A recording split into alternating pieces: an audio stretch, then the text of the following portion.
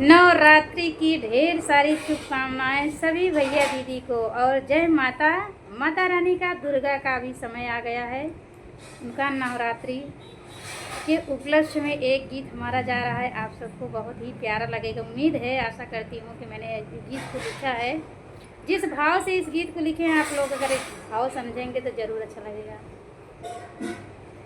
अरे लाली लाली डोलिया बनावले कहरवा हो चुनरिया ओढ़ीना, हाँ चुनरिया ओढ़ीना, मैया चली भक्त दुअरवा हो चुनरिया ओढ़ीना, मैया चली भक्त दुअरवा हो चुनरिया ओढ़ीना। पहिलाई डेरा डालई कहरा कुटियावा हो चुनरिया ओढ़ीना, हाँ चुनरिया ओढ़ीना, मैया पियाई कलसा पनिया हो चुनरिया ओढ़ीना, पियाई कलसा भर पनिया हो चुनरिया ओढ़ीना। दूसराई डेरा डालई मालिया कुटियावा हो चुनरिया ओढ़ीना, हो चुनरिया ओढ़ीना, मैया पहिराई गुड़हल गजरवा हो चुनरिया ओढ़ीना, पहिराई गुड़हल गजरवा हो चुनरिया ओढ़ीना।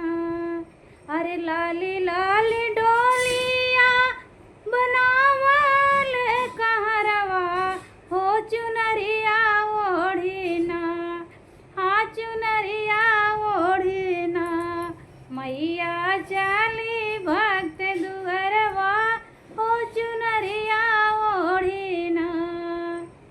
तीसराई डेरा डालई बजजवा दुकनिया हो चुनरिया ओढ़ीना, हाँ चुनरिया ओढ़ीना, करई सोराहु सिंगरवा हो चुनरिया ओढ़ीना, करई सोराहु सिंगरवा हो चुनरिया ओढ़ीना।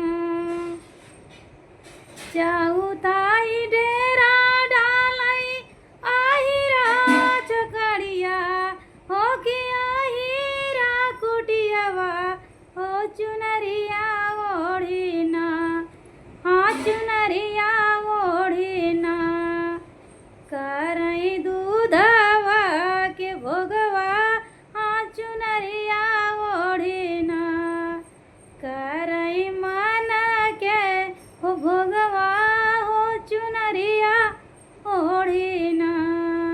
लाली लाली डोलिया बनावले कहरवा हो चुनरिया ओढ़ीना, हाँ चुनरिया ओढ़ीना, मैया चली भक्त दुअरवा हो चुनरिया ओढ़ीना, मैया चली भक्त दुअरवा हो चुनरिया ओढ़ीना। पाँचवाई डेरा डालई, पाँचवाई डेरा डालई घर घर भक्त चुनरिया ओढ़ीना, पाँचवाई डेरा डालई भक्त के कुटियावा हो चुनरिया ओढ़ीना, हो चुनरिया ओढ़ीना। देई सबके दर्शनवा हो चुनरिया ओढ़ीना, देई सबके दर्शनवा हाँ चुनरिया ओढ़ीना, पूरा करई सबके मंगनवा हाँ चुनरिया ओढ़ीना, पूरा करई सबके अरमनवा हाँ चुनरिया ओढ़ीना। जय माता दी। आप सभी को ये गीत कैसा लगा, भाव से गाए हैं। कमेंट बॉक्स में ज़रूर बताना गीत कैसा लगा है।